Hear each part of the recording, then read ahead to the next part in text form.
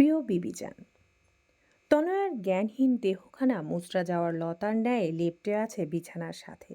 ফ্যাকাশে মুখের আদলে অজস্র ক্লান্তির ছাপ পাকা মেঝেতে হাঁটু মুড়ে বসে সেই ক্লান্ত পরিশ্রান্ত মুখের দিকে নির্নিমেষ তাকিয়ে আছে অভিরাজ। চোখের চাহনি বেজায় করুণ, বুকের ভেতর উঠেছে উথাল পাথাল ঝড়। অবশেষে আজ সেই দিনটা চলেই এলো, অভিরাজ তনয়ার বিচ্ছেদের দিন। বিচ্ছেদ শব্দটা মনের দুয়ারে কড়া নাড়তেই বুকটা মুচড়ে উঠল অভিরাজের। হৃৎপিণ্ডের রক্তক্ষরণ শুরু হলো বুঝি। আজ বোধহয় আর তনয়াকে নিজের কাছে ধরে রাখা সম্ভব হবে না। একজন প্রতিবাদী মাকে আটকানোর ক্ষমতা এই ধরনের বুকে কারণ নেই, অভিরাজেরও নেই। ভাবনাটা মাথায় আসতেই শরীর জমে বরফ হতে লাগলো। তনয়ার নেতিয়ে পড়া হাতটা শক্ত করে দুই হাতে চেপে ধরল অভিরাজ। পাগলের মতো বার কয়েক চুমু খেলো হাতের পিঠে, কণ্ঠস্বর বেজায় কাঁপছে। এই দিনটার বিষয়ে আমি আগে থেকে অবগত ছিলাম তনয়া। আমি জানতাম এই কঠিন সময় একদিন ঠিক আমার জীবনে আসবে। কিন্তু এত তাড়াতাড়ি কেন এলো? এই তো সবে দুজন সম্পর্কের দিকে এক কদম বাড়ালাম, দুজনের মধ্যকার অদৃশ্য দেয়াল ভেঙে কাছাকাছি আসলাম। তোমার এই কোমল হাতের ছোঁয়ার রেশ এখনো আমার প্রতিটি অঙ্গে লেপ্টে আছে। তোমার ফেলা প্রতিটি তপ্ত শ্বাস এখনো আমার বুকটা উত্তপ্ত অনুভব করাচ্ছে। এই তো সবে সুখের শুরু, তাহলে এই ঝড়টা এখনোই এলো কেন? আর একটু দেরিতে আসলে কি এমন ক্ষতি হতো? বলতে বলতে করুণ চাহনিতে তাকালো তনয়ার মুখের দিকে, কিছুক্ষণ নির্নিমেষ চেয়ে রইল উত্তরের আশায়। তবে উত্তর পাবে কিভাবে যার কাছে এই পাহাড় সমান ভারী প্রশ্নগুলো রেখেছে? সে তো নিজের জ্ঞানেই নেই। বিচক্ষণ বুদ্ধির ছেলেটাও ধরতে পারল না তার জীবনের এই উতাল পাতাল ঝড়ের পেছনে আছে কাছের কিছু মানুষের গভীর ষড়যন্ত্র। ঠিক এমন মুহূর্তে সশব্দে দরজা খুলে ভেতরে প্রবেশ করল শাহিনা। চোখে মুখে তার তীব্র আক্রোশ, মেয়েকে অভিরাজের থেকে দূরে নিয়ে যাওয়ার ভীষণ তাড়া। সে ধূপধাপ কদম ফেলে এগিয়ে এলো ঘরের ভেতর, পেছন পেছন এসে হাজির হলো চয়ন। এরপর ছুটে এলো মৌরি সহ অভিরাজের বন্ধু মহল। সবাইকে উপেক্ষা করে শাহিনা কাট কাট কণ্ঠে চয়নকে আদেশ করলো, তনয়ারে তোল চয়ন, এই বাড়িতে আর ওরে থাকতে দিব না, বহুত সুখ কইরা নিছে জীবনে, আর না। চয়ন মাথা উপর নিচ ঝাঁকিয়ে তনয়ার দিকে এক কদম এগোতেই সামনে এসে দাঁড়ালো অভিরাজ। পাথর কেটে ফেলার মতো শক্ত চোখের চাহনি নিচেও, অথচ কঠিন স্বরে বলল, ভুলেও ওকে ছুবে না তুমি। গায়ের জোর দেখিয়েন না ডাক্তার সাহেব, তনোয়ার লাইগা আমি শেষ নিঃশ্বাস পর্যন্ত লড়বার পারমু। লড়তে চান? গায়ের জোর আমি কোনো কালেই তোমার সঙ্গে দেখাইনি চয়ন, বরং তোমার এবং তোমার পরিবারের ভালোর কথা ভেবে নিজেদের আমবাগানে তোমার কাজের ব্যবস্থা করে দিয়েছি। আমার দৌলতে তোমার পরিবার খেয়ে বেঁচেছ। একটু তো কৃতজ্ঞতা বোধ দেখাও। অভিরাজের কথা শুনে তাচ্ছিল্য হাসল চয়ন। হ্যাংলা পাতলা দেহখানা হাসির দাপটে খানিকটা দুলে উঠল। তাচ্ছিল্য ভরা কণ্ঠে বলল, আমি নিশ্চিত এইখানেও আপনার নিজের কোনো স্বার্থ আছে। অভিরাজ কিছু বলার জন্য মুখ খুলেও কিছু বলার সুযোগ পেল না। তার আগেই শাহিনা হন্তদন্ত পায়ে এগিয়ে এলো তনয়ার দিকে। বিছানায় লেপ্টে থাকা তনয়ার একটা হাত ধরে হ্যাচকা টানে শোয়া থেকে উঠে বসালো। জ্ঞান না থাকায় ছোটখাটো দেহখানা যেই না নেতিয়ে পড়বে, সঙ্গে সঙ্গে তনয়ার মাথাটা বুকের সাথে চেপে ধরল অভিরাজ। শাহিনা শক্ত কণ্ঠে বলল, আমার মায়েরারে ছাড়েন ডাক্তার সাহেব, আমি ওরে নিতে আইছি। আপনি চাইলেও তো আমি ওকে এভাবে নিয়ে যেতে দেব না মা। কোন সাহসে এই কথা কন আপনি? তনয়া আমার স্ত্রী, গ্রামের সকলের সামনে তিন কাবুল বলে বিয়ে করেছি ওকে। সুতরাং সাহস এবং অধিকার দুটোই আমার বেশি। এই পর্যায়ে অভিরাজকে উপেক্ষা করে তনয়ার হাত টেনে ধরল শাহিনা। মেয়েকে টেনে নিজের কাছে নিতে নিতে বলল, কোনো অধিকার নেই আপনার, আর কত স্বার্থপর হইবেন। আমার মাইয়ারে আমি স্বেচ্ছায় আপনার হাতে তুইলা দেই নাই। আপনি ঠকাইছেন আমারে, ওরে ছাড়েন। কোনো খুনির লগে আমার মাইয়ার কোনো সম্পর্ক থাকতে পারে না। টানাটানির এক পর্যায়ে জ্ঞান ফিরে এলো তনয়ার। অত্যাধিক টানা হ্যাচড়ায় নরম দেহটা ছিঁড়ে যাবে যেন। তনয়া মৃত আর্তনাদ করে বলে উঠল, আহ আম্মা, আমার ব্যথা লাগে। কথাটা কান পর্যন্ত পৌঁছতেই সঙ্গে সঙ্গে তনয়াকে ছেড়ে দিল অভিরাজ। বুকটা ধক করে উঠল চাপা যতনায়। ওর কারণে তনয়া কোনোরূপ ব্যথা পেল কি না এদিকে ছাড়া পেতে মেয়েকে আষ্টেপৃষ্ঠে নিজের সাথে মিশিয়ে নিল শাহিনা। তনয়ার হাত ধরে তড়িঘড়ি করে বলল, হুশে আইসোস আম্মা, চল আমরা এক্ষুনি এ বাড়ি ফিরা যাবো। এই খুনিগো লগে আমরা এক মুহূর্ত থাকবো না। বলতে বলতে দরজার দিকে পা বাড়ালো শাহিনা, তবে তনয়া নিজের জায়গা থেকে বিন্দু মাত্র নড়ল না, বরং মায়ের হাতটা টেনে ধরে থামিয়ে দিল তাকে। একবার ঘাড় ঘুরিয়ে তাকালো অভিরাজের অসহায় মুখটার দিকে। দুজনার চোখে চোখ মিলতেই চেহারাটা আরো বেশি করুণ দেখালো অভিরাজের। ছেলেটা কেমন যেন পাথরের মতো জমে আছে, চোখে মুখে স্পষ্ট অপরাধ বোধ। অভিরাজের দিক থেকে নজর সরিয়ে নিজের মায়ের দিকে চাইল তনয়া।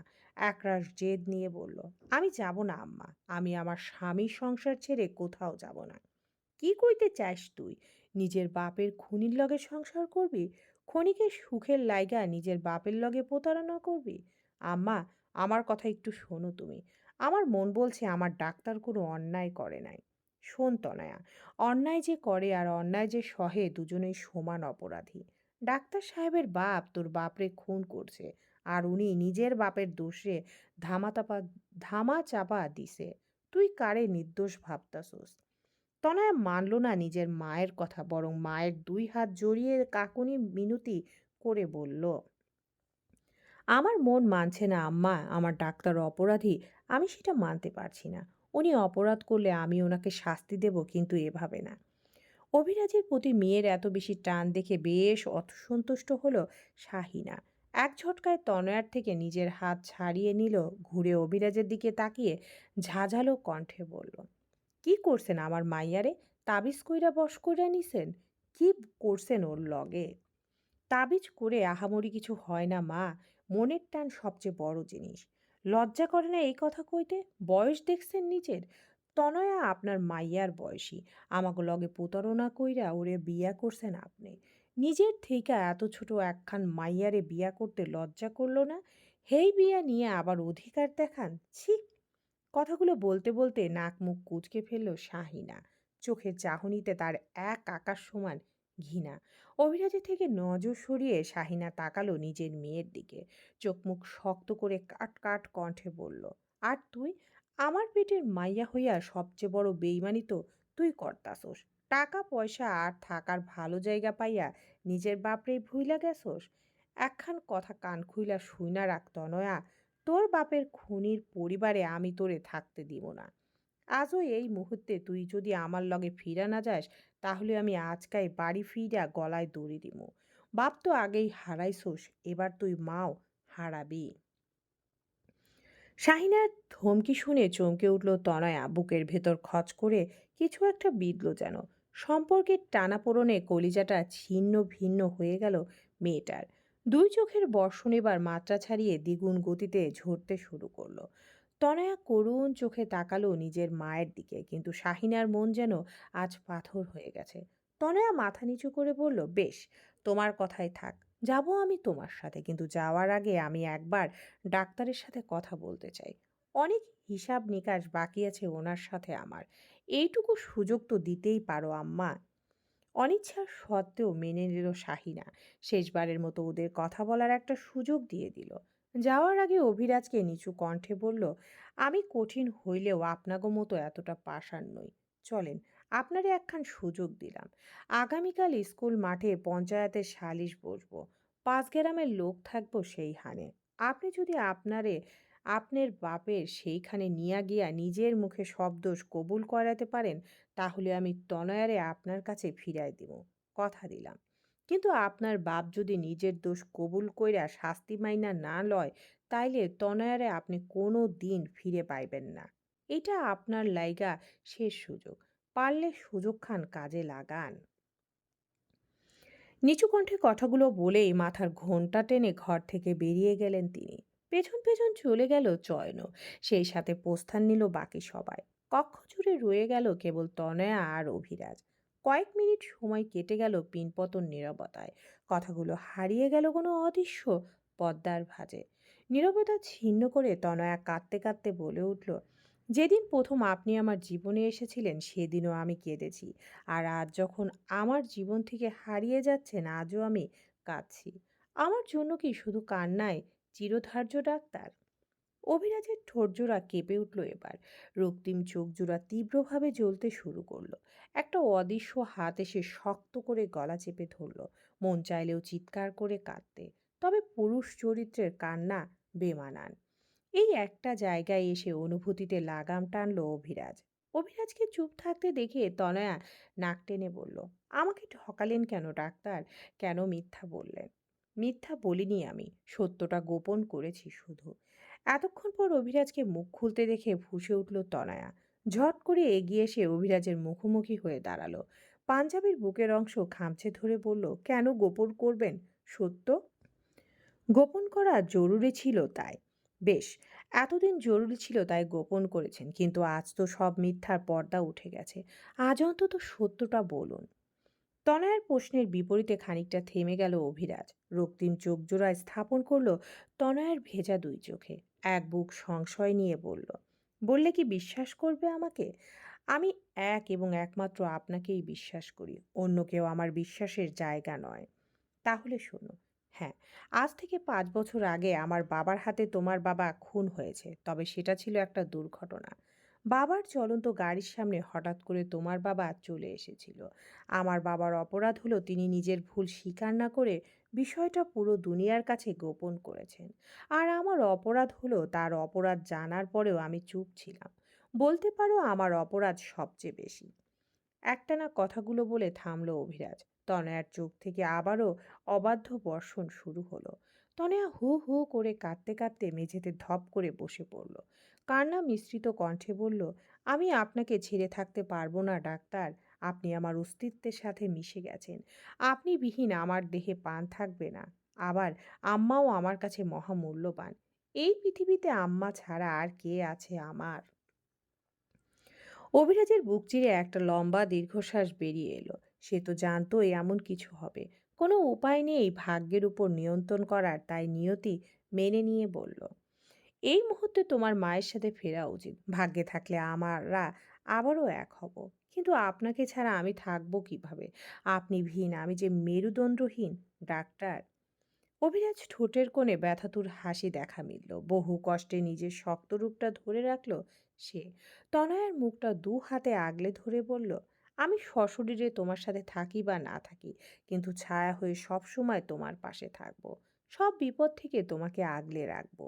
তোমার যে কোনো প্রয়োজন মেটাতে এই অভিরাজ শেখ সর্বদা তোমার চরণে হাজির। যদি আপনাকেই প্রয়োজন হয়, যদি কখনো সেই প্রয়োজনের দেখা মেলে, তাহলে নিজেকেই তোমার কাছে সঁপে দেব। আমার অনুপস্থিতিতে আপনি অন্য কাউকে নিজের জীবনে জায়গা দেবেন না তো? কোনো দিনও না। কথা দিচ্ছেন তো ডাক্তার? হুমম, কথা দিলাম। আপনি কিন্তু ওয়াদা করলেন ডাক্তার, ওয়াদার বরখেলাপ যেন না হয়। আমার এখন মাথা ঠিক নেই, তাই এমন কঠোর আচরণ করছে। একটু সময় দিন আমাকে। দেখবেন আমি আম্মাকে ঠিক বুঝিয়ে আবার আপনার কাছে ফিরে আসব। ততদিন কিন্তু আপনার আমার জন্য অপেক্ষা করা লাগবে। অপেক্ষা করবেন তো ডাক্তার? অভিরাজ হাসল, ব্যথাতুর ম্লান হাসি। বুকটা খা খা করছে মরুভূমির মতো। উত্তপ্ত বুকের জ্বলন লুকিয়ে ঠোঁটে হাসি ঝুলিয়ে পড়ল, যতদিন এই দেহে প্রাণ আছে ততদিন অপেক্ষা করব। দেহ থেকে প্রাণ বিচ্ছিন্ন হওয়ার পরেও এই অপেক্ষার অবসান ঘটবে। এত অপেক্ষা করা লাগবে না আপনার, কারণ আমি খুব তাড়াতাড়ি ফিরে আসব। এই অভিরাজের মনের দরজা তোমার জন্য সারা জীবন খোলা থাকবে তনয়া। যদি সেদিনও তোমার হয়, যদি সেদিনও তোমার হয় তুমি আমাকেই চাও, পূর্ণ অধিকার নিয়ে সেই দরজা দিয়ে প্রবেশ করবে। এবারে তোমাকে ধরে রাখতে না পারলেও পরের বার খুব শক্ত বাঁধনে বেঁধে নেব, পালানোর সুযোগ পাবে না। তনয়া বসা থেকে উঠে দাঁড়ালো, চলে যাওয়ার জন্য দরজার দিকে পা বাড়ালো। কয়েক কদম গিয়ে থেমে গেল তনয়া, পিছন ফিরে চাইলো মাথা নিচু করে দাঁড়িয়ে থাকা অভিরাজের দিকে। কান্না জড়ানো কণ্ঠে বলল, একবার জড়িয়ে ধরবেন ডাক্তার? না জানি কত দিন আপনাকে ছুতে পারবো না। তনয়ার এমন করুণ আহ্বানে অভিরাজের ধরে রাখা শক্ত ব্যক্তিত্ব ভেঙে গুড়িয়ে গেল। এবার সে ধপ করে হাঁটু মুড়ে বসে পড়ল মেঝেতে। তনয়ার কোমর শক্ত করে জড়িয়ে ধরে মুখ গুজল পেটে। নিঃশব্দে কয়েক ফোঁটা অশ্রু বিসর্জন দিল সেই সুযোগে। তনয়া সেই কান্না সরাসরি না দেখলেও অভিরাজের দেহের মৃদু কম্পন স্পষ্ট টের পেল। এতটুকু মেয়ে হয়েও নিজের চেয়ে দ্বিগুণ বড় অভিরাজকে সান্ত্বনা দিয়ে বলল, আমি আবার ফিরে আসবো তো ডাক্তার। আম্মাকে বুঝিয়ে খুব তাড়াতাড়ি ফিরে আসবো। এটা আপনার কাছে আমার ওয়াদা। অভিরাজ সময় নিল না, আরো বেশি মায়াতে নিজেকে জড়াতে চাইল না। ঝট করে পিছন ফিরে কাট কাট কণ্ঠে বলল, চলে যাও, আর এক সেকেন্ডও থামবে না। তনয় ঠোঁট উল্টে সঙ্গে সঙ্গে দৌড়ে বেরিয়ে গেল ঘর থেকে। নূপুরের রেঞ্জহীন শব্দ ক্ষীণ হয়ে আসার পর পেছন ফিরে চাইল অভিরাজ। শক্তিহীনের মতো ধপ করে বসে পড়ল মেঝেতে। এই পর্যায়ে চোখ ফেটে অবাধ্য কান্না বেরিয়ে এলো অভিরাজের। শব্দবিহীন চাপা কান্নায় মুচড়ে উঠল অভিরাজের বুক। সে জানে তনয়ার এই ওয়াদা ঠুনকো। একবার সে এই বাড়ির চৌকট পেরোলে আর কোনো দিন ফিরতে পারবে না। ভাগ্যকই নিষ্ঠুর খেলাটাই না খেললো দুজনার সাথে। এ যেন জীবন নিয়ে সবচেয়ে জঘন্য মজা। অভিরাজ টলমলে চোখে দরজার দিকে তাকিয়ে কাতর কণ্ঠে বলল, আমার জীবনে কোনো অপ্রাপ্তি ছিল না তনয়া। জন্মের পর থেকে চাওয়ার আগেই সব কিছু পেয়েছি আমি। চিরাচরিত সেই নিয়ম ভেঙে আজ অপ্রাপ্তির খাতায় একটা অভিযোগ জমা হলো। আমি তোমাকে পেলাম না তনয়া, পেয়েও পেলাম না। কেন পেলাম না? এত অল্প সময়ের জন্য কেন এসেছিলে আমার জীবনে? আর একটু বেশি সময় কি থাকা যেত না? চলবে।